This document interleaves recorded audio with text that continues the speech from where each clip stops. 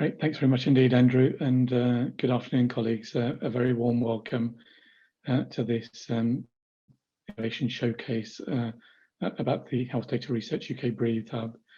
So my name's Aziz Sheikh, and I have the privilege of being the director of the Braethe Hub. And really what we've got today for you, I think is a very interesting session which both introduces the hub, gives you some early examples of how we're working with colleagues across the UK and beyond. And then I hope we'll also offer the opportunity to begin to learn how to engage with the hub going forward if this is of interest. I've got a couple of housekeeping items to go over first before we dive into this. So next slide, please, Andrew. Thank you. So just to let you know, colleagues, that this is being recorded. We are in webinar mode, so unfortunately we won't be able to see or hear you, but we are very, very keen on your participation. So please do post your questions in the Q&A panel and we'll try and cover those.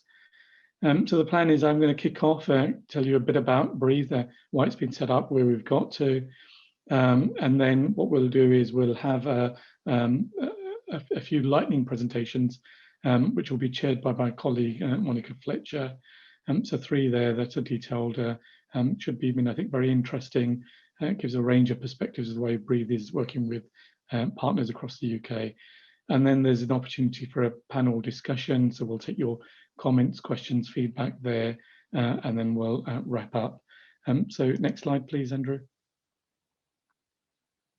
And so just to sort of progress with an overview. So Braethe was set up around 18 months or so ago. It's one of 7 Health Data Research UK hubs that have been funded across the UK. And Andrew, if I could get the next slide, please. And really our rationale for this is that respiratory disorders, as we know, are incredibly common. They can have major impacts, and none of us need to be reminded about the impacts that they can have.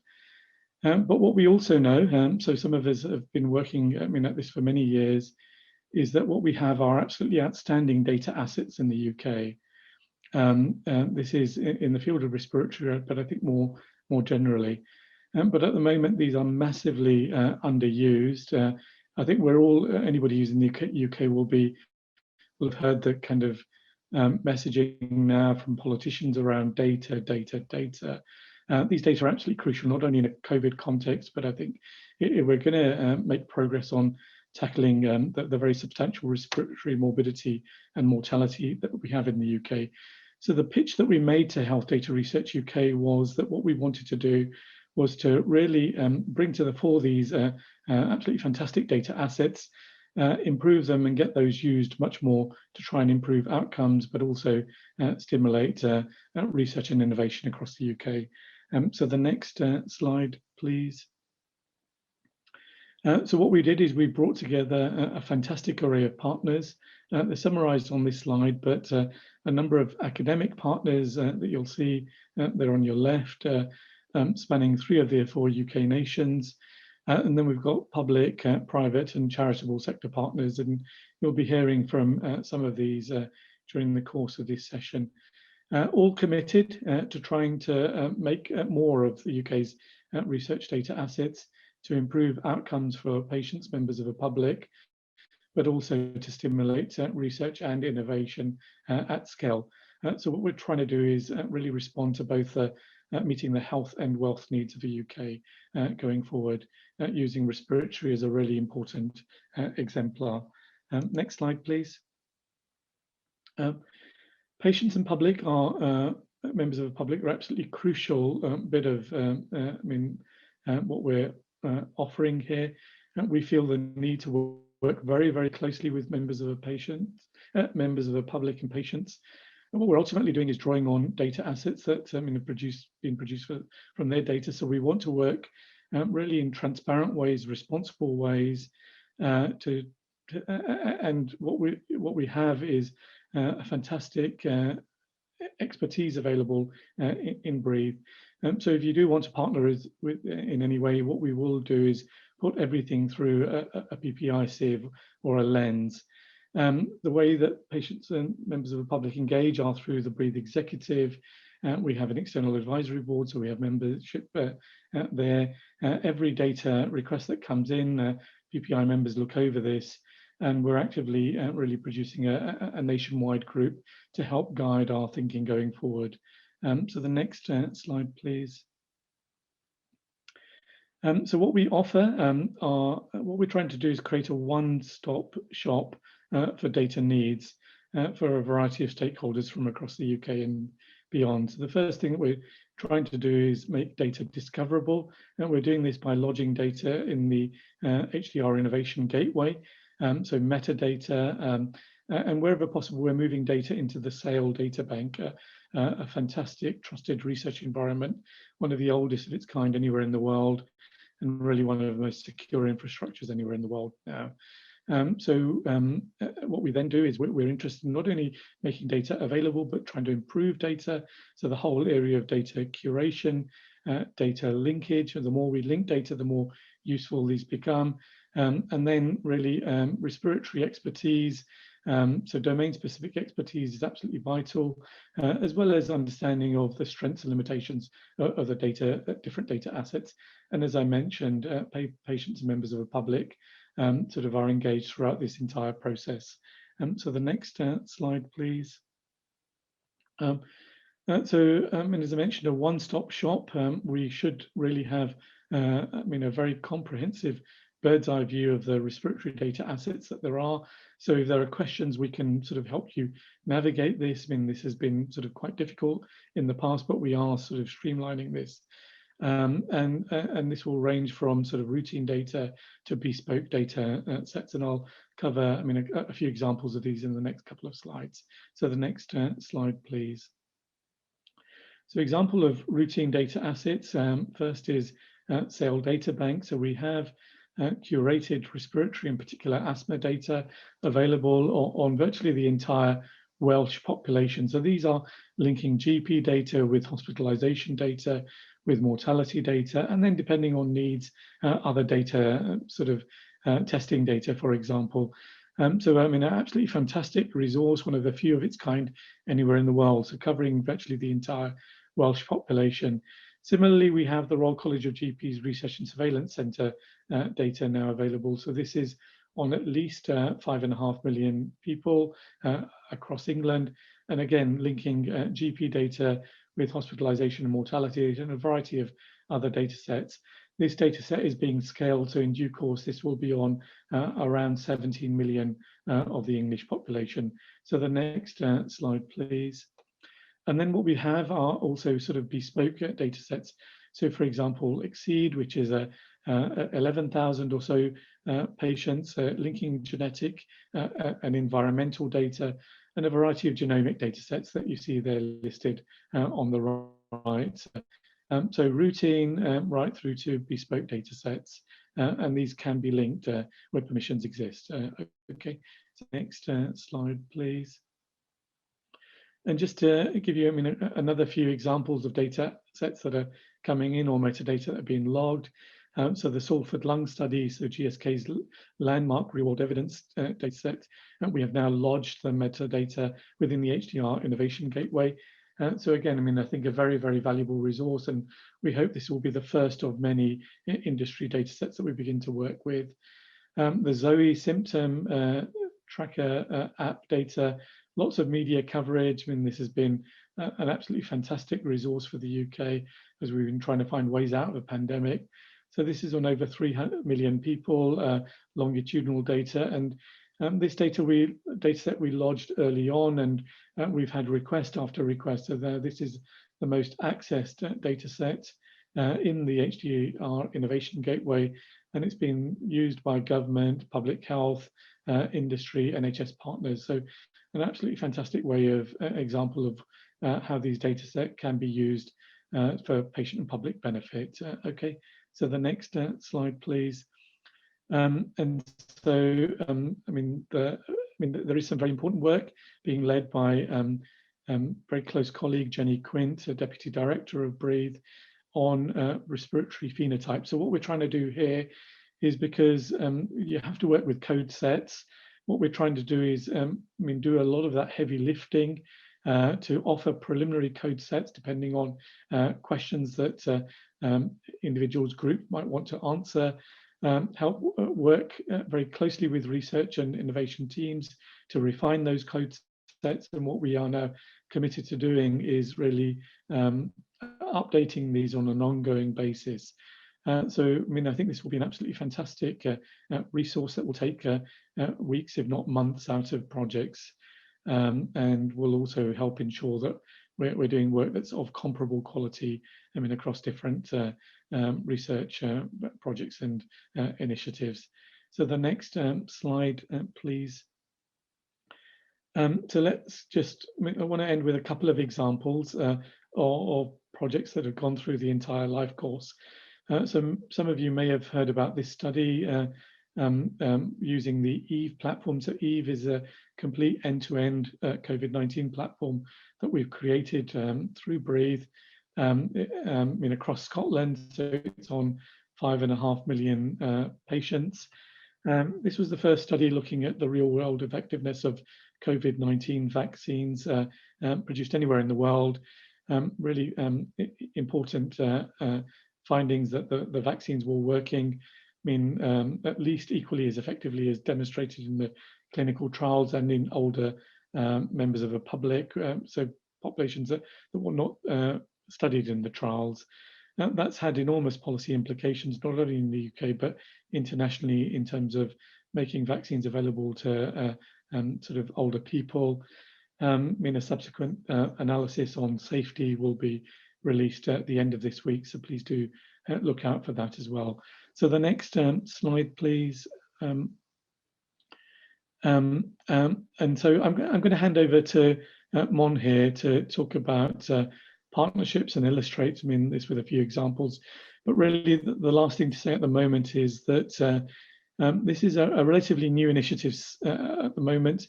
We are very, very keen to work with you, whether it's making your data more available, I mean, helping, I mean, address your needs around curated or linked data assets, or supporting you in your research and innovation journeys. What we want is Braethe to be an absolutely vital bit of the UK research infrastructure landscape, but we can only do this working in partnership with colleagues, I mean, across the UK. So I'll stop there and hand over to Mon. Thanks very much indeed. Lovely, thank you, Aziz. And if any of you have any questions for Aziz, we are having a question and answer session towards the end, so ask away. So I'm just going to introduce the next section, and we thought the best way of actually really bringing this to life was to bring some of our partners together this afternoon with some members of Braethe to actually explain from the perspective of those partners, but also from Braethe, how collaborations can really work in practice. If you could give me the next slide. You would have seen this at the beginning as Aziz introduced this, and this was where we started as a group when we put in the grants initially. These were our partners, and a good array, a mixture of academic institutions, but also some large public organisations such as Greater London Authority, and also some private, as we call, from a range of the life sciences and med tech companies, and the major charity Asthma UK and BLF. But actually, as we've moved on, we've actually incorporated more partners, because we realised from working with these partners what can be achieved in partnerships. And if you wouldn't mind popping the next build on this slide, please. And you will see that we've actually expanded both our industry, our private partners, but also have brought on board other partners here. So the Cystic Fibrosis Trust that you're going to hear from Rebecca later on is an example of not only working with a patient-based charity, but actually the impact that we can have working together to improve the lives of those patients with cystic fibrosis. We've also brought on, as Aziz said, the RCGP Surveillance Centre. But I think what's perhaps more important, and for some of the discussion this afternoon, is actually how we're working with life sciences and the med tech companies to really, as Aziz said earlier, bring wealth to health. And some of these companies are smaller companies, SMEs, starting out on their journeys, and some of them obviously are larger pharmaceutical companies. but all of them have signed a mission to join us and have become supporting partners. And as part of that, we've created what we call the Braethe Industry Forum. And if any of you are in this category listening in, we'd be delighted to hear from you. All we're asking is that you support the vision and mission of Braethe, but also for your own benefit, that you can sort of share along with the innovation and realise what power can be brought working together as collaborators on projects, new commercial opportunities, networking, etc. So what we're going to do this afternoon is to as I say, we've picked out, we could have picked any, but we've picked out 3 prime examples of actually what collaboration is bringing to Braethe. The Industrial Forum is a group where we bring our industry colleagues together. And that is, I'm delighted to say, is chaired by our first speaker, along with his colleague Samantha from Novartis. But our first lightning talk this afternoon is we're going to start with Alan Cross, who is the Chief Commercial Officer from Diveplane, and Aziz is going to talk also about our relationship and what that means for any of you wanting to work with us, any researchers, and how actually working together can make huge transformational changes. Then we're going to have a talk from, or a presentation from Rebecca from Cystic Fibrosis Trust, and then Daren from Savannah with Jenny is going to follow up at the end. So I'd be delighted now to hand over to Alan for our first presentation. I know all of our speakers are hugely enthusiastic, so my job now is to try to keep them all to time. So, and that without any further from me, I'm going to hand over to Alan for his session. So over to you, Alan. Great, thank you. And I'm going to say good morning, everyone, because I'm one of the international partners with Braethe, based in North Carolina in the USA, despite my accent. But I'm delighted to spend the next few minutes talking to you a little bit about Diveplane, our technology, and our work with Braethe. So next slide, please. So a little bit of background into Diveplane. As Mon said, we're one of the younger companies, founded in 2017, but we're an AI company that's got a real passion for the promotion of ethical use of AI and data to make sure that anytime AI is used or anytime that data is used, the heartbeat of any of that data usage is all around data privacy, and obviously in the healthcare industry, patient data privacy. So everything around transparency and auditability of technology is really key to the way that we develop our products at Diveplane. So we want to make sure that data can be used safely. That's really important. But we also know that data is so vital. Aziz was mentioned that data is underutilized. And that's really important for us to really get the data that is available used, so that bottleneck that exists today can be unleashed. And I think today, if you saw the news this morning, the NHS announced that they were intending to scrape 55 million patient records and make them available to industry and to third-party partners. Well, that's great, and patients are being required to opt out. I think the argument that we have at Diveplane is why do we need patients to opt out? Why do we need to use the real data? And that's really where we're looking to help Braethe with our AI technology called Gemini, which can create synthetic data from production data without the need to use production data. And we think that's really key. Next slide, please. So why are we perfect partners? Number one, we share the same ambition as each other. Again, Aziz was talking about data and the power of data, and we firmly believe that as well. We think that there's a real value in using the data, but we're equally passionate about using it ethically. And when we were working with Braethe initially, I've been with Braethe now probably the best part of a year, it was clear that their mission was very much aligned with that of Diveplane. So it became really an easy step for us to become an industry partner with Braethe. They had the data resource. They've got a great organization based down in Swansea University. And we felt that with our technology, they could get a much wider audience, that if they wanted to use production patient data for sharing, whether that be for internal or external partners, for machine learning training, for clinical trials, integration and testing of new technology, or academia. We're very much about let's share data with the academic community to ensure that students are getting the best quality of data they possibly can to improve patient outcomes. And that's really the shared mission of Diaplane and Braethe. It's all about putting the patient first and foremost in terms of their privacy, but also getting the value from their data. Next slide, please. Just some of the, if you like, some of the ambitions and constraints that organizations like Braethe or anyone, the National Health Service more broadly, will have. There is that lots of data available to organizations, whether that's an individual hospital or an academic institution. They have a lot of data they want to use, and they want to widen that audience. They want to have that data more freely used. And it might be that they've got an inefficient process. There's too many concerns around data privacy, etc., which are absolutely right. We believe at Diaplane that GDPR, HIPAA actually don't go far enough and really force people not to use data. So we think some of those constraints, the fear of privacy leak and the impact of reputation of leaking, particularly patient data, is real, and it should be real. So we believe that our technology, which we call Gemini, which is our synthetic data engine, can really help meet some of these ambitions and remove some of the constraints that we have. Next slide, please. So a quick final slide glance at what Gemini is and what we're hoping to use with the team at Braethe. As I said, it is a synthetic data engine. So we create brand new data. We don't mask, we don't anonymize, we create brand new data from production data.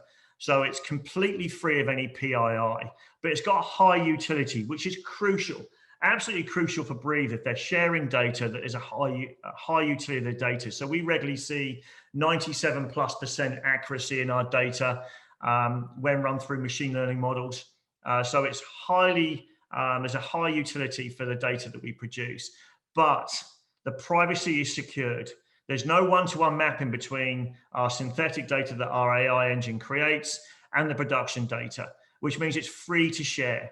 You could literally, for those of you of a certain age, put it on a floppy disk, stand on a corner and give the data away.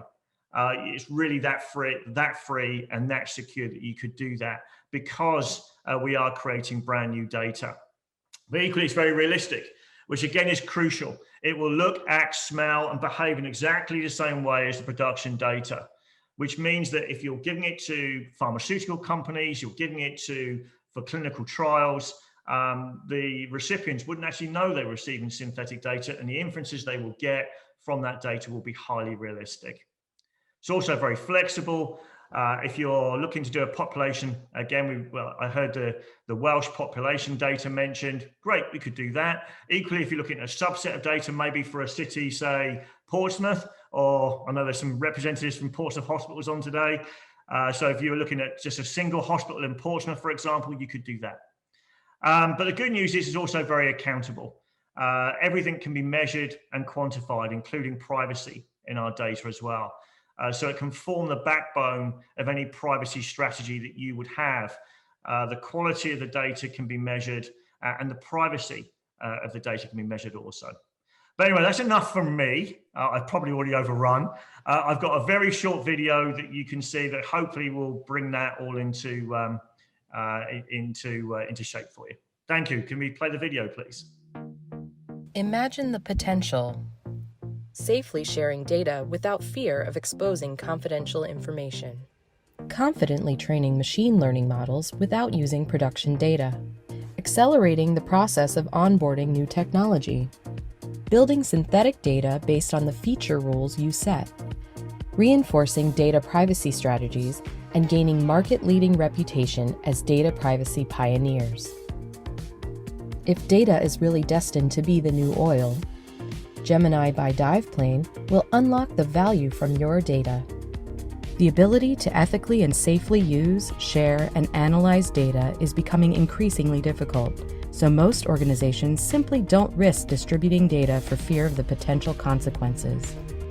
Those that do often use anonymizing techniques that are time-consuming, inefficient, with limited capability, and vulnerable to re-engineering.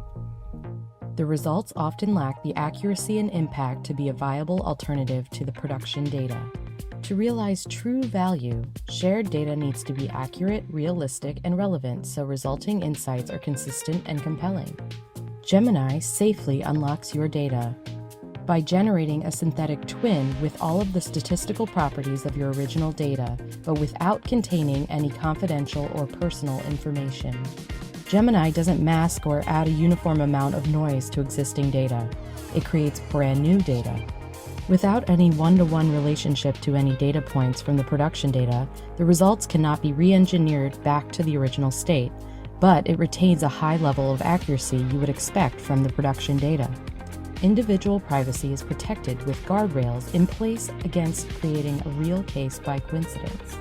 Gemini reproduces all types of structured data, including graph-based data, and unique to Gemini time series data, allowing users to maintain key time-based relationships in the synthetic data.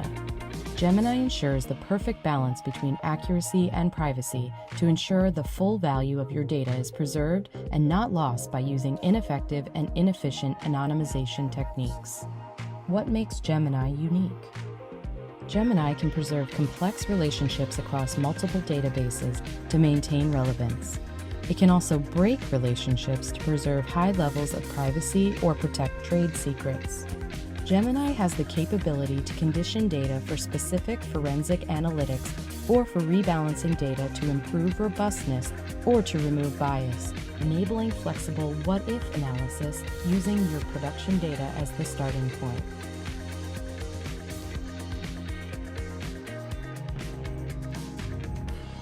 Imagine the possibility of sharing patient data between global healthcare academics and researchers in the fight against disease and viruses. Imagine the possibility of widely sharing financial data across borders and agencies to combat financial crime. Imagine the possibility of sharing and using data to ensure troops are better prepared and equipment is available when and where it is needed, without revealing sources and methods. With Gemini, imagine this and more.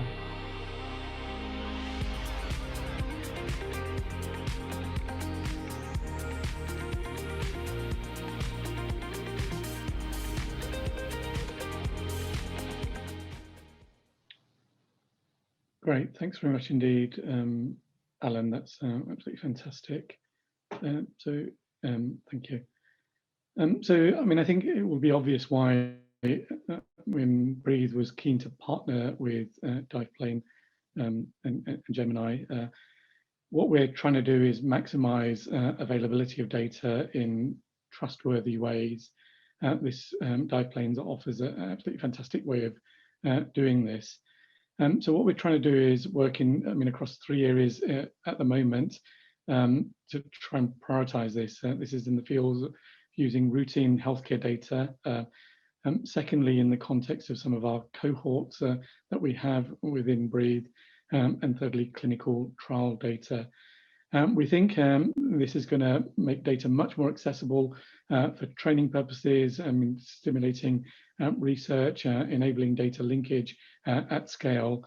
And what we'd be very keen to do is hear from you if you think Diveplane can help meet your needs, if you'd like to generate a synthetic data set from one that you have with you at the moment. So really, I think this is a new venture for us.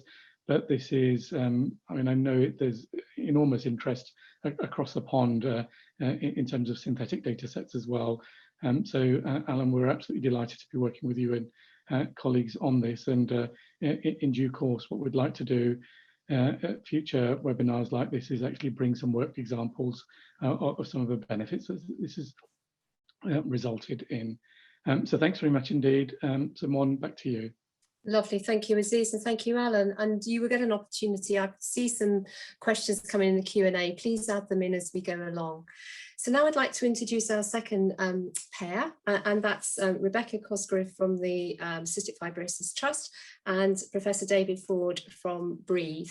And Rebecca is going to talk about the data linkage that we have planned for the UK Cystic Fibrosis Registry and how that will improve research opportunities for academics and also for industry. So over to my next pairing. Thank you.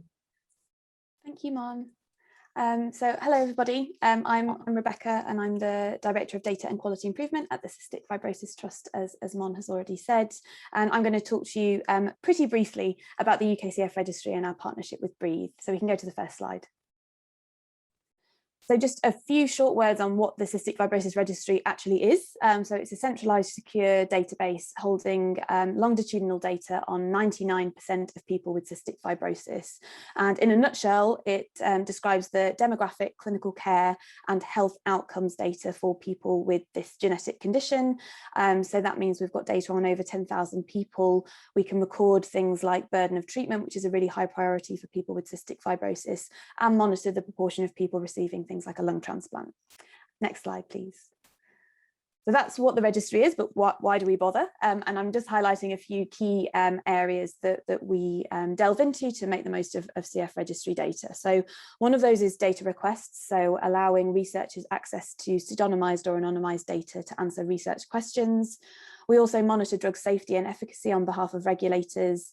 We run embedded pragmatic clinical trials in the registry and support commissioning processes as well.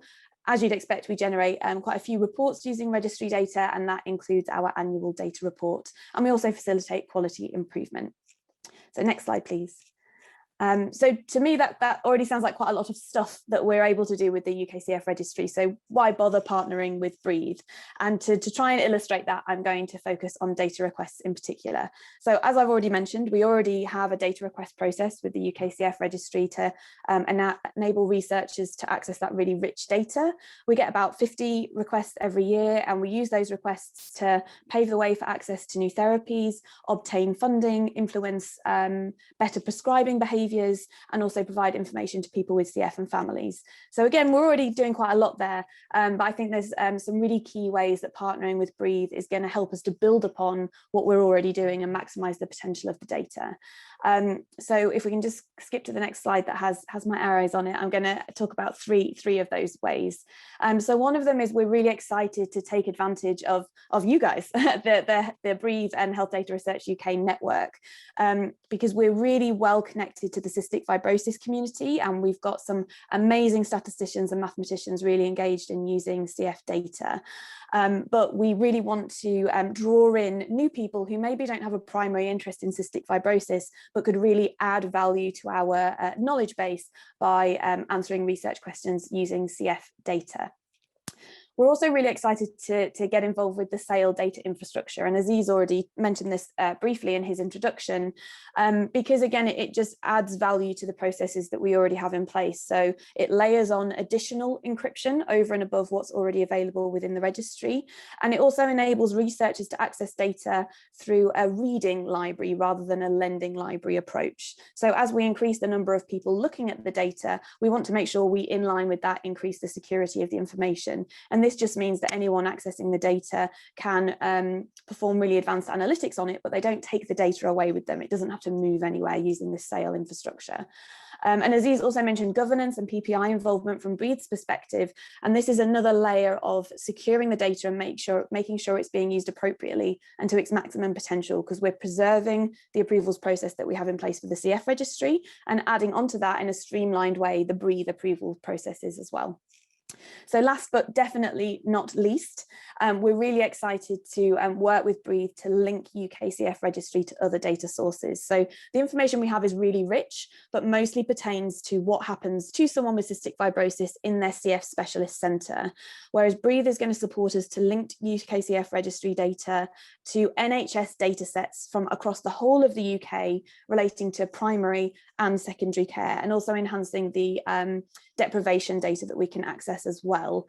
And Braethe is supporting us to do that in two really key ways. One of them is expertise. So the team within SAIL have a ton of experience of effectively and efficiently linking data. And we've actually published with Rowena and Ashley, who I think are on the call, a paper already on the methods for doing that with just the Welsh data. And also Braethe have very kindly offered funding support to actually link those data together, which we're really grateful for at the Cystic Fibrosis Trust. Next slide, please. I almost pressed my arrow on my keyboard, I forgot. So just to summarise, really, by working with Braethe, we are really capitalising on the investment made by people with cystic fibrosis and their clinical teams to build upon the success that we've already had and make sure that we've really got the best and brightest minds drawing insights from a much more holistic picture of people with cystic fibrosis. And this as a resource is something that we hope to have available by the end of this year in 2021.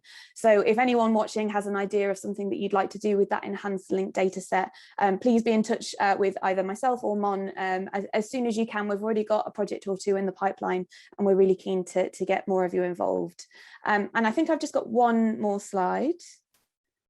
Thank you very much. So this is just to bring us back really that it can be pretty easy to get super excited about statistical methods, methodologies, linkage, and forget that we're not just doing this because it's interesting and fun things to do with data, but we're really here for a reason. And people with cystic fibrosis, as I've already said, have really invested their time and energy in the Cystic Fibrosis Registry. And the thing that we're most excited about at the Cystic Fibrosis Trust is that this collaboration can actually really support us to improve the lives of people with CF. And this is just a lift from our social media channels. So everyone in these images is someone who's either living with or has sadly died from cystic fibrosis. And these guys are the reason that we're here. Thanks. I'll hand over to David, I think.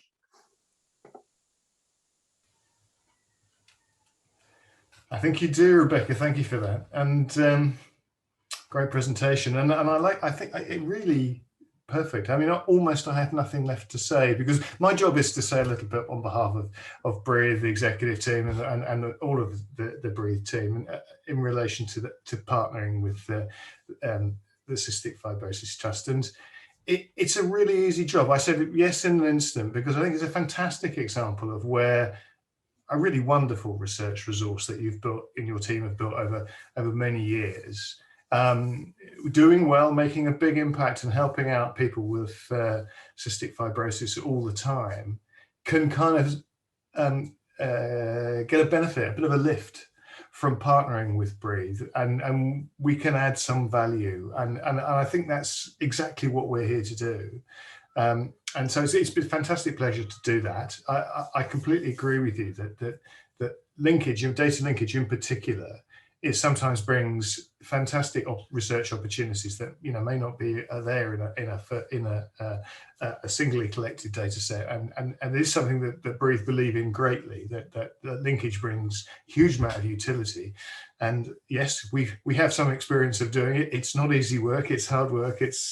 But it is worth it, and I think together over time we can be really quite ambitious about trying to build out carefully curated, privacy protected data sets that allow people's journey, people with cystic fibrosis journey, to be better elucidated, could be researched more intelligently going forward, and hopefully produce even more research findings that can improve their lives. So for me, this is a perfect partnership, and I'm really glad that we decided to feature it today. And we've hopefully got a long journey ahead of us doing some really exciting stuff, and so I hope many of you who are listening today can join us, because we would love to do it with you in tow as well. Thanks. Lovely, thank you, David, and thank you, Rebecca. Now to our final talk, I'm going to hand over to Daren Lee, who's the country manager of UK and Ireland for Savannah, and he will explain to you about Savannah and why we're working. Then Professor Jenny Quint will also share some of the projects and hopes that we will have by working together. So I'm going to hand over to you now, Daren, and pass on the baton. Thank you. Thank you very much. And good afternoon, everyone. Delighted to be presenting today, and thank you to Braethe for the opportunity to present on this webinar. If we can have the next slide, please. So I wanted really to start by just giving a very quick overview of what it is that that Savannah do. We're also an artificial intelligence, specialist medical artificial intelligence company. And we apply machine learning, deep learning, and clinical natural language processing to pseudonymized or anonymized and de-identified electronic health records in order to facilitate big data, real world evidence, observational phase 4 research studies. Importantly, what we are also able to do, our NLP engine is able to ingest or read the not only the structured data in the electronic health records, but crucially the unstructured free text, which is where reportedly up to about 80% of the clinical value lies, because that's where the clinical narrative or the physician's train of thought is really captured. So it's an incredibly important source of data. If you turn to the next slide, please, Andrew.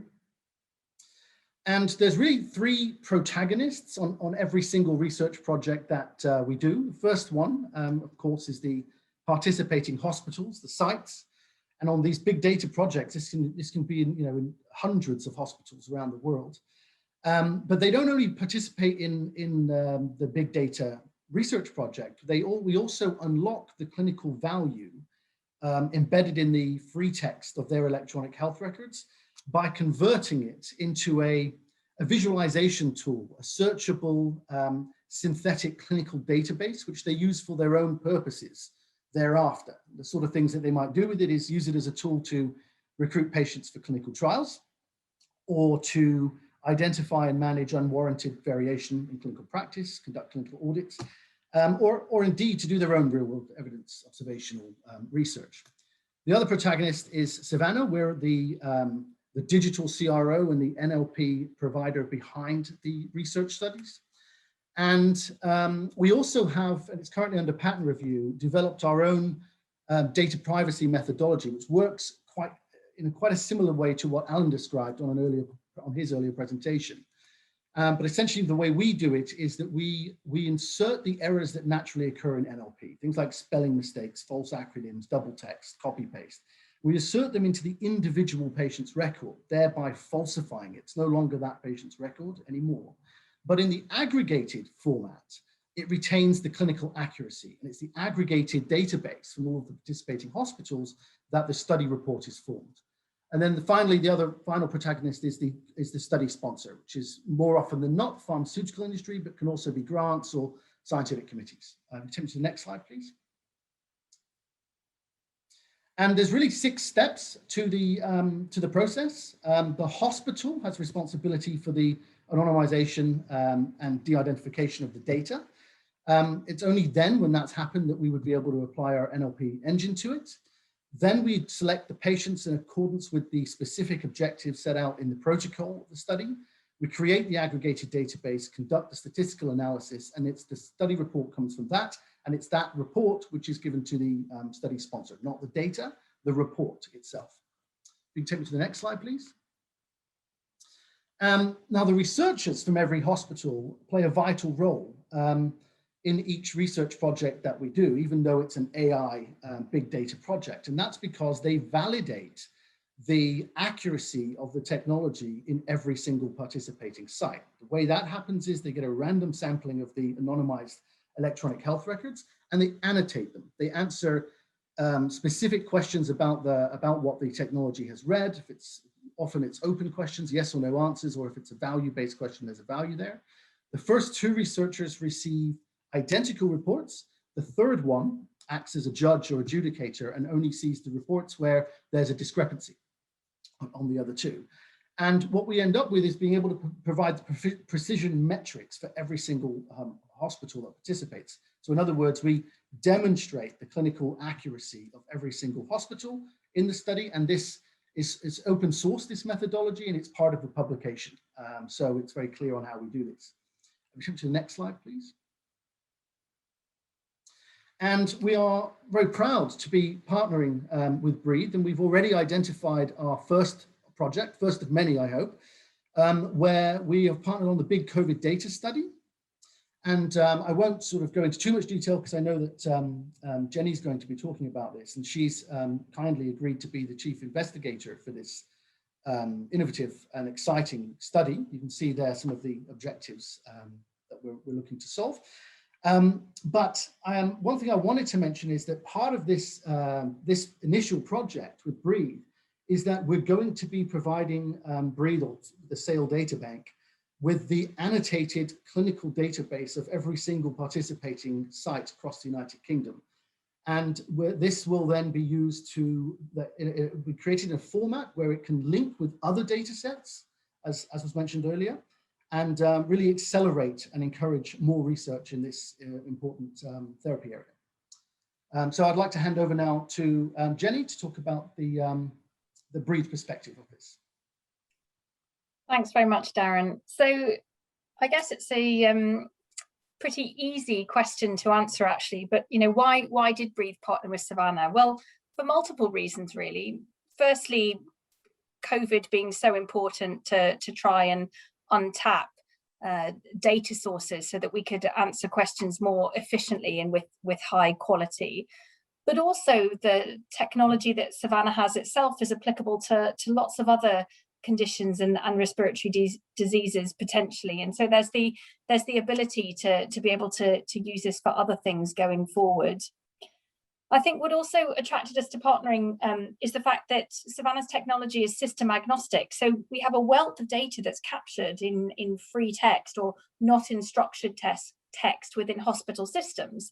And that's not always easy to get hold of. So that ability to untap some of that data was what was really attractive for us. And then also the ability to be able to share these data onward in a very de-identified way going forward through the SAIL data bank. So any of you who are listening this afternoon who think you might be interested going forward in being able to answer questions using these data, please do let us know, because as the study moves on and we have sufficient data available for onward data sharing, that will absolutely be possible. And I think we were also able to help Savannah just to navigate some of the research landscape, facilitation with ethics and bits and pieces like that, just to help them to be able to do things a bit quicker than they potentially would have been able to do otherwise. And that's all from me. Thank you. Thank you very much, Jenny. So I'm going to ask my panelists all to come together, hopefully on the screen by magic, if we can make that happen. Are we going to get a view with us all on the screen? And whilst we're doing that, I'd also like to introduce Anthony, who's joining us on the panel. Braethe is very proud of its involvement with patients and the public. And Anthony is a member of our executive team and is involved in governance across Braethe with a colleague of his also. So Anthony, I think your voice is going to be very important to be on the panel, because I'm sure we've got some questions and some discussion to be had from the patient's perspective. So welcome this afternoon. Anthony, would you just like to say hello to people so that you can warm up your mic, shall we say? Thank you very much, Mon. Good afternoon, everybody, from a warm and sunny Sussex. Lovely, thank you very much. So I have a few questions, and I've got some questions as a chair for that I can also chair's prerogative to be able to ask you a few questions. But actually, I'm going to pick up one or two, and one is quite a big one actually, just perhaps for maybe for Aziz and also Jenny to sort of set the scene a little bit about respiratory disease, because one of the questions we've been asked are what are the trends over time with respiratory disease? Jenny, as an epidemiologist, I'm sure you've got you can make a comment on that, and Aziz with your experience. But I think it kind of highlights to us as Braethe that we started this journey thinking at one point we were going to be concentrating on asthma and COPD, and we've broadened that focus. So any comments about the trends with respiratory disease over time, do we know? And will our partners help to answer some of those questions? So I'm going to probably put that one at Jenny and then Aziz. Thank you.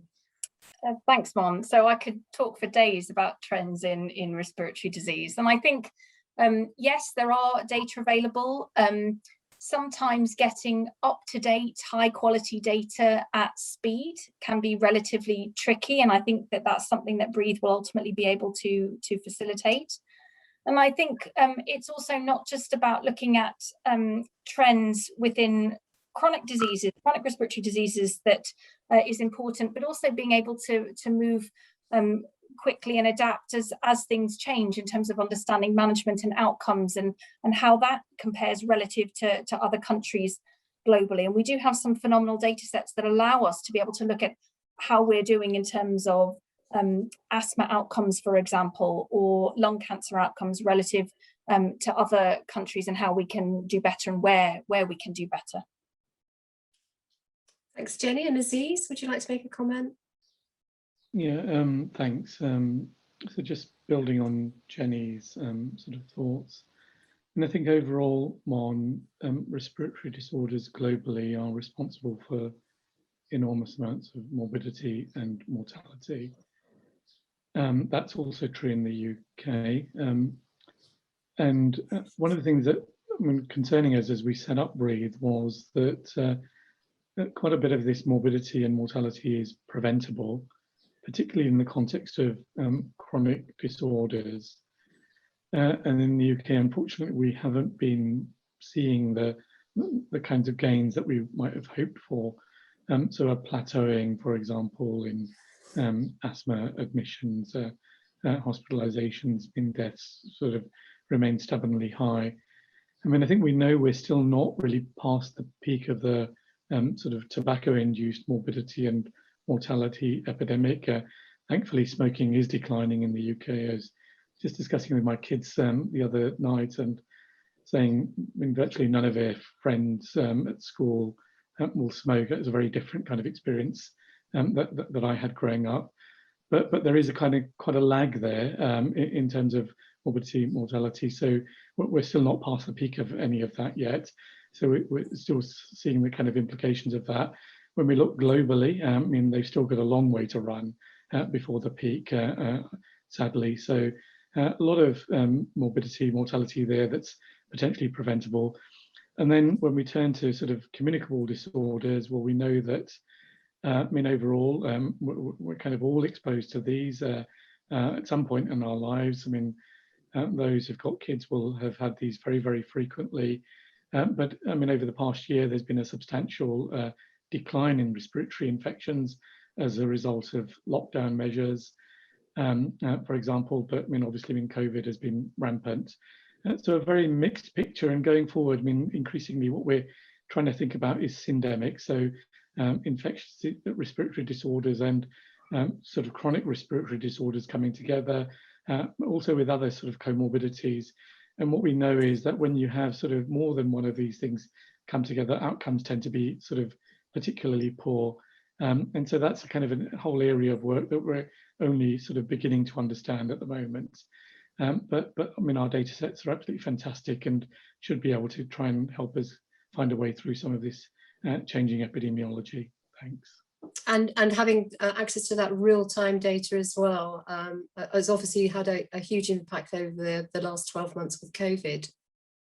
Yeah, so I mean, historically, I mean, there's been sort of enormous lags. I mean, I remember some of the work we've done, and we've been able to look at a picture sort of that's been many months, if not years, out of date, and that's the best that we've been able to get to. But with some of the Braethe data sets that we are and the COVID-related insights we're provisioning to government at the moment, and you'll hear about these in press briefings, etc. I mean, these are data from yesterday. So, I mean, this has come on leaps and bounds over the course of sort of the last year. Yes, and maybe I'd like to bring in Anthony there from a patient's perspective to perhaps reflect on that, about how quickly we have moved on data and data access over the last 12 months, and whether that's left you with any concerns or pleased that that's been the case, or what's your thoughts going forward, Anthony, on that, and how perhaps Braethe is working in particular? I think I have been very reassured that the way that we're working protects people's identity and private information, but at the same time allows data to be used in a way to help people. And from my own perspective, you know, I live with asthma. Both my parents live in the northeast of England with COPD. I had a grandmother who lost a lung to lung cancer. You know, my father-in-law died from mesothelioma. So lung conditions and respiratory health are really close to my heart. And the one thing that working at Braethe has given me is hope. And I think hope has been in short supply in the last couple of years, with nearly 2 years with COVID, 18 months. And I think one of the things that's kept me going personally through lockdown, if people say, how's it been for you, has been doing something that's meaningful, that is going to help people and generate hope.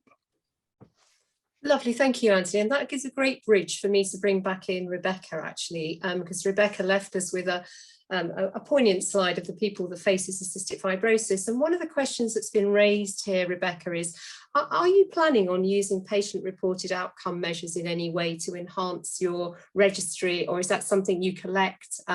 Do you work with companies that are using wearables, new technologies? It would be interesting to get the perspective of you and the patients that you represent, Rebecca. Yeah, sure. So, I mean, clearly, if I'm going to try and talk about getting a holistic picture of what it's like to live with cystic fibrosis, you can't do that without patient-reported outcome measures and patient-reported experience measures. And we're tackling that at the Cystic Fibrosis Trust in a few different ways. So we run national data collection exercises for patient-reported experience. So these aren't clinical measures, these are the measurements of the quality of care that people with CF receive. And we do also collect in the UK CF Registry patient-reported outcome measures. So these are standardized, validated tools to measure quality of life. And there's a mixture of sort of quality of life measures and also measures that are used for health economic evaluation, which is particularly important in cystic fibrosis, where we have high cost therapies that are very effective, and we need to be able to demonstrate that value to the payers in the system. So we use that for multiple things. So that's increasingly important to get that picture of not just quantity of life, but quality of life, and getting that directly from people with cystic fibrosis, because you can make assumptions about someone's lung function getting better and what that might mean for their quality of life. But if they're having to take 20 more medicines a day to get that improved lung function, then we need to hear about how that's impacting them as a human being, not just their lung function measures. And we are also working with a few different projects to try and have a kind of healthy ecosystem around remote monitoring. So the Trust has supported a number of projects. One of those is called Project Braethe. So you can imagine how confusing all of our internal meetings get with Braethe and Project Braethe going on. But that's a remote monitoring study, precisely where wearables are used, and we are attempting to apply machine learning techniques to that wearable data, so that it's not only used as an interface between the person with CF and clinical teams when appointments are taking place remotely, which was happening in CF pre-pandemic, but has obviously been increased during the pandemic, but also trying to run algorithms on that data to see whether we can predict exacerbations in lung health before they happen and have potentially caused damage that is irreversible, and also enabling people to stay at home and get on with their lives when they're actually, you know, healthy and don't need to come in for an appointment. So all of those things are absolutely integral, and working to marry up the CF registry data linked with other sources, the patient-reported experience data, and the information, you know, from the NHS is one of our long-term projects, so that when a researcher is asking a question about CF, they can get a reliable answer that factors in all of those elements. Lovely, thank you. And can I bring back in David there, please, to bring us back to SAIL? And we talk a lot about data, but Becca's raised some issues there. Are you able to collect or use data from wearables and other technologies? Is that something that SAIL is building the technology? And how will that link to the sorts of companies we've just been talking to? So Diveplane and Savannah. So David, is that something that you're already doing? Things also around different sources of data? I think like the CF Registry, we believe that actually a lot of these different forms of data from different sources are going to be increasingly important in understanding how patients progress through therapy and how their lives are affected by their various diseases. And so it's important to us to make sure that we can cope with those different forms of data and present that those data in a way that research analysts can get a grip with it and mine the goodness out of it. I mean, it is, I think, fair to say that at the moment the NHS at large is yet to really get their head around how to accommodate these new forms of data into NHS record keeping. So we get very little of it through our direct contacts with NHS bodies, for example.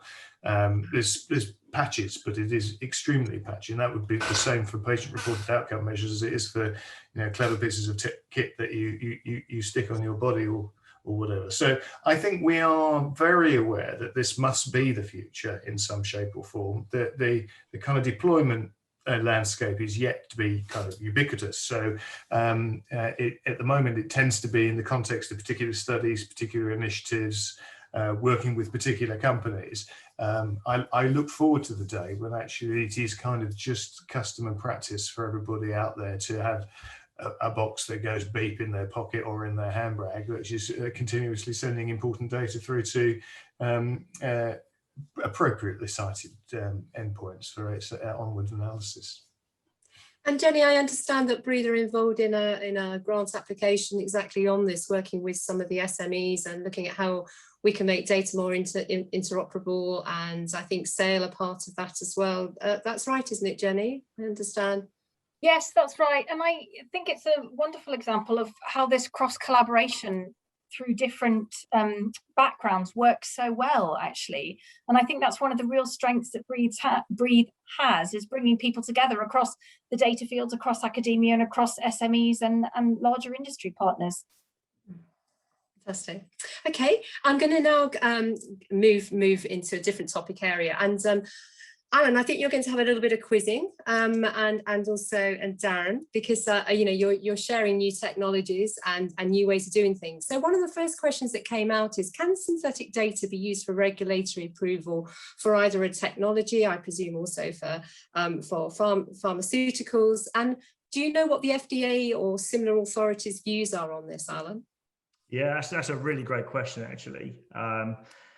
There's a broader way of answering it. Generally, the FDA say that in terms of developing new technology, you can do anything you like as long as you don't use the original data unless there's a patient trial included in that development. So what we say is, typically, we want to get those products to market quicker.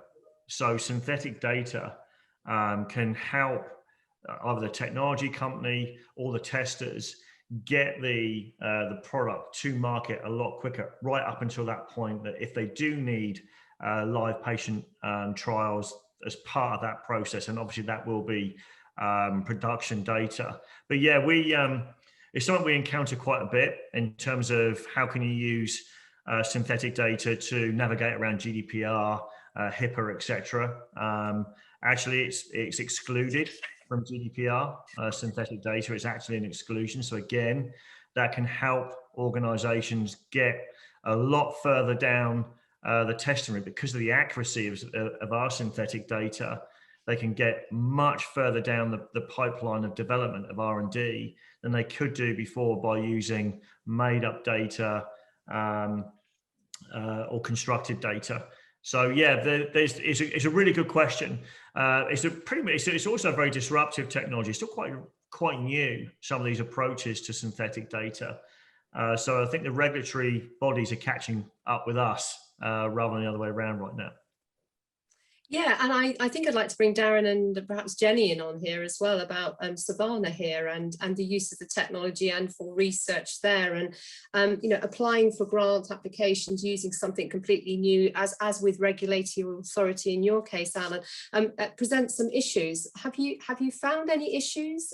Do people understand it? So if I just bring back in Alan, Jenny and Daren, and I'll come back to you, Alan, because I've got a subsequent question for you. Daren, do you want to go first? Can do, yeah. So just to understand the question, Mon, are you talking about whether we've encountered any challenges with sort of the grant? Yeah, I mean, new things are new, aren't they? And people think they're great. Innovation is fantastic. But when it comes down to sort of regulations, when it comes down to sort of approvals for grants, clinical trials, then everybody gets a bit concerned about it because it's not been done here and I'm not sure about it. And if you're on you're approving a grant, you've never heard of something, you're not quite sure. So can you reassure, or have you had any issues, and do you foresee any issues whilst you're the innovators? Yes, so I think, and Alan actually described it very well when he said that it's possible that we're they're catching up, the regulators are catching up with us, because this is very innovative, novel technology. We find exactly the same.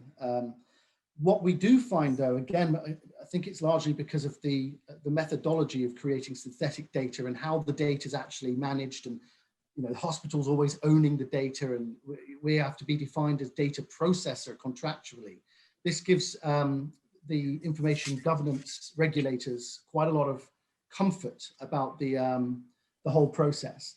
And the other thing about grants in particular is that once you've ingested the data on a specific project, when you have a grant, you can then get proof of concept very, very easily, because you can demonstrate very quickly the value that the technology will bring when answering these very important research questions. And that can be part of the grant applications also.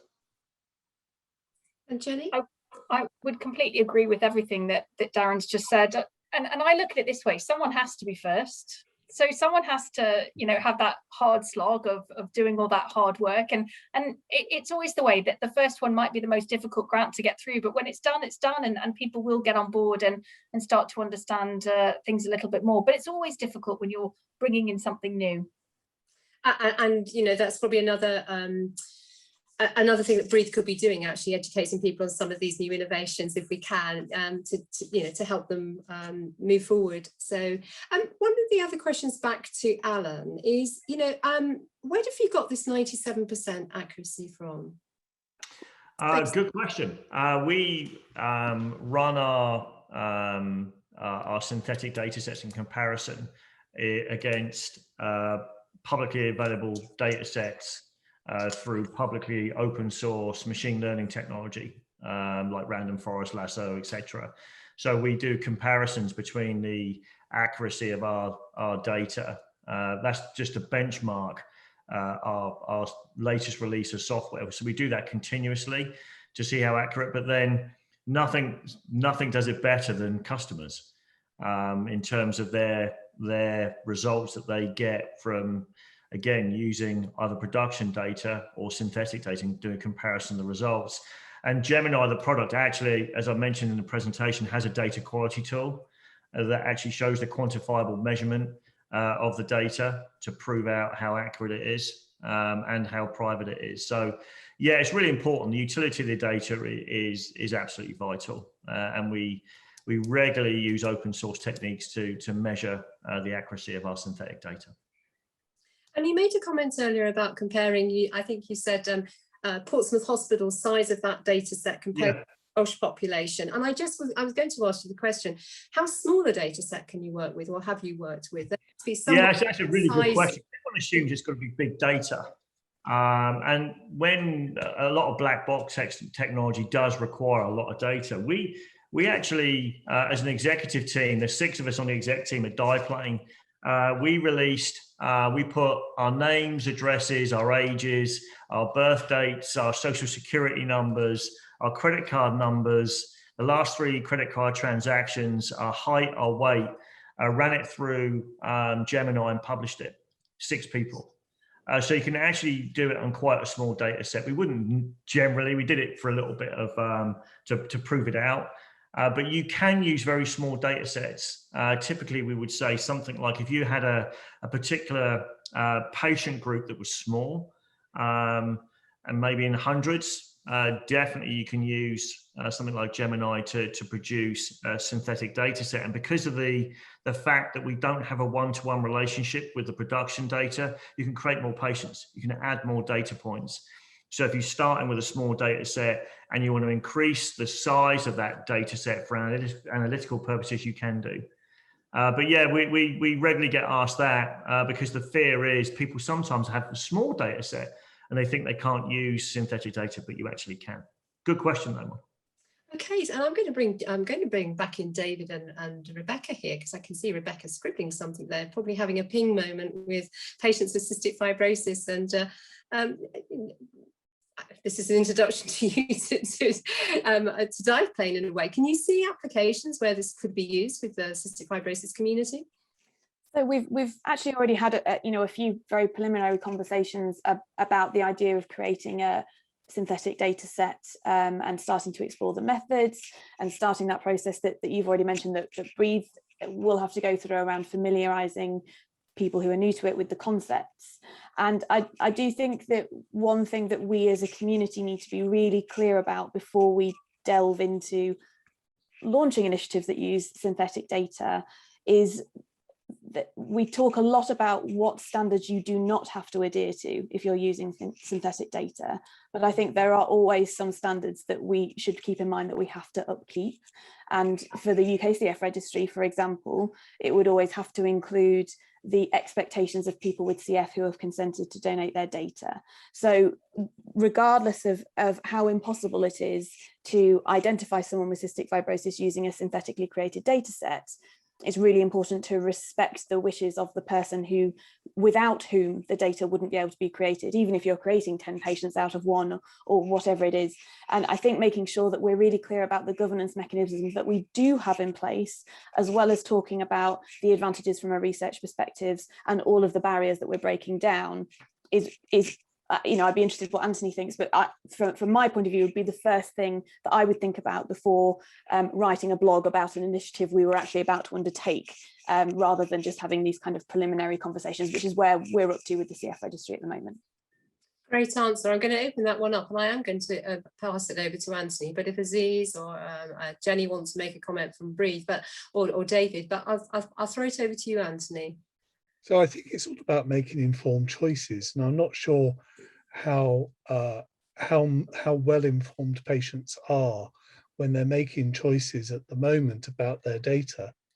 And at the moment, if you look at the newspaper headlines, they don't give informed choices. They give alarmist views, and they don't give all the options. I've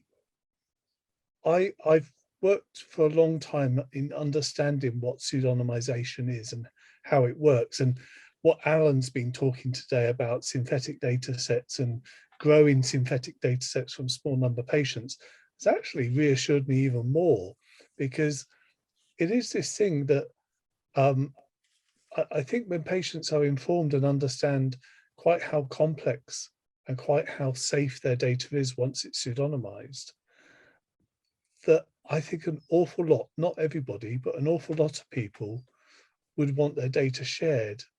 And I've talked for a long time about getting to a point where we see sharing our data as altruistic as carrying a donor card or being a blood donor.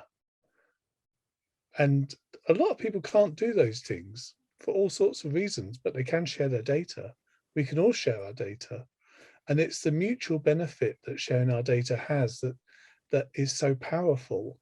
And so I would love to see campaigns on television where people learn about how data is used, how their identity in the data is made safe and it's de-identified using a process like pseudonymization or using synthetic data, and that people actually make informed choices. Because in healthcare, that's what we really need, is informed choices. Shared decision making is all about informed choices. And Daren, do your people enter into trials with Savannah, do they have to give consent? They don't, for the same reasons that Alan actually alluded to in his presentation, because everything's anonymized or pseudonymized, as Anthony correctly pointed out. And so and aggregated. So therefore you don't require informed consent. But in addition to that, we offer the hospitals, we've created our own sort of free text anonymization tools, data gathering tools, which they can use on site to actually anonymize all the data, because it's quite a challenge anonymizing free text as well. And then the other sort of belt and braces approach is that our NLP engine is, the algorithms are only trained to identify clinical terminology and nothing else, nothing personal. So it can only extract the clinical variables. Okay, thank you. And what about the Braethe team? Any comments on the discussion we've just been having? Well, from my perspective, Mon, we in the Sale Data Bank and obviously continuing under Braethe have spent 10, 15 years trying to engineer circumstances where data from various different places can be safely used for research and get the maximum amount of research utility from them, that kind of benefit for the patient but really controlling any potential privacy risk. And for me, the approaches that we've heard today from Daren and from Alan just add to our armory of approaches of data management approaches that allow us to potentially use the data a lot more freely, a lot more potentially potently, possibly quicker for some researchers. I think it's horses for courses. My experience is, we run hundreds of projects every year, and no two projects are the same. Lots of researchers want to do very radically different things with data, and actually what data they need, how it needs to be presented to them, what sort of computer facilities and sort of techniques they get to use, varies enormously. And I have zero doubt in my mind that both those products that we've been working with here with our partners will play a really valuable part in the spectrum of stuff that we do. And we've got to kind of work it through. As you say, it's very new, and we've got to prove it to our research colleagues as well as to our patients that these things do what they say on the tin, and that you can produce great research findings with, very low risk, but high fidelity, high quality research outputs. We've got some work to do just to prove it to their satisfaction, because a lot of them are doubting Thomases. There'll be a few in the audience, I'm sure, today. But that's our job in the partnership, isn't it? It's to show that it works, to demonstrate that it's got utility, and then find its place in the world to make sure that it joins the other techniques that we use to make sure those data is safe and usable. Aziz, thank you, David. Aziz, you were going to make a comment? Yeah, so just very briefly, I'm going to agree with everything that Anthony and David have just said there. One of the kind of principles that we use when working with partners is that data custodians remain data custodians. So I think there are different kind of processes that colleagues will have been through to establish various data sets. I mean, Rebecca's I think highlighted a really important point. So we would only do things that data custodians think are appropriate. And so if there's a need to going back to individuals and checking, then we'd be sort of very comfortable with that approach. Thanks. Jenny, did you want to add anything? No, I think we've covered the topic quite well, actually. I think what's very interesting, though, is linking to the work that you've been doing on coding. There may be a place for Braethe and maybe working with some of the other data hubs that are using these new technologies to come together to perhaps write a white paper, position statement or something on this, because as you say, can we be the leaders and can we facilitate some of that change? I know time is racing and it's amazing how quickly time goes, but I've got one for you, David, which is quite an interesting question, and I will throw it in. You might want to dispute this comment that somebody has made, but somebody has said, Marie, who's been very active, and thank you for all your questions, Marie, if I'm not mistaken, the levels of morbidity and mortality are higher in Wales compared to England. Is that taken into account in the work that you do? Yeah, well, people that are far cleverer than me when they use Welsh data, use it thoughtfully. And I think the comment is correct that in some circumstances, on averages, Wales is slightly worse off in terms of morbidity and so forth. But so is Scotland's in a pretty bad shape, and so are parts of north of England. And so this is a kind of commonplace patchwork that some places have historically worse health than others. It's a complicated set of reasons why that exists, but it does exist everywhere, and it exists in Wales as well. I mean, there are highly affluent areas with great health, and there are some very disadvantaged areas with some very poor health, and so Wales in that sense mirrors everywhere else. The ratios sometimes are slightly different, but Wales is only one part of the UK, and Braethe is very definitely focused on the UK as a whole. And so we have great data assets available to us in Scotland as well, soon Northern Ireland, and of course England. So, if there is a reason why any given study needs a geography which has different sort of characteristics from Wales, we have plenty to offer. So we don't consider it to be a concern, and most researchers know how to deal with these kind of issues.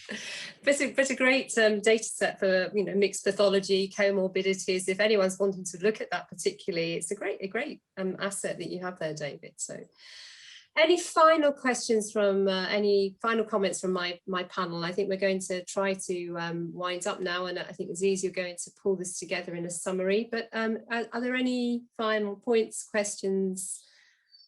No. Well, I first of all want to thank you all very much for your contributions and to the audience, and I'm going to pass finally over to Aziz to sum up the afternoon. So thank you, Aziz, and thank you all once again. Great. Thanks very much indeed, Mon, for leading a great series of lightning talks there and panel discussion. So just finally, in the last few minutes, I wanted to re-emphasize what we're trying to do with Braethe is make respiratory data as discoverable and usable as possible, with a view to trying to improve outcomes improve the respiratory health of people across the UK. So reduce morbidity, reduce mortality. But what we're also wanting to do is to try and stimulate not only the health agenda, but also the wealth agenda for the UK, because ultimately this is probably of even greater significance if we want to improve health outcomes in the longer run.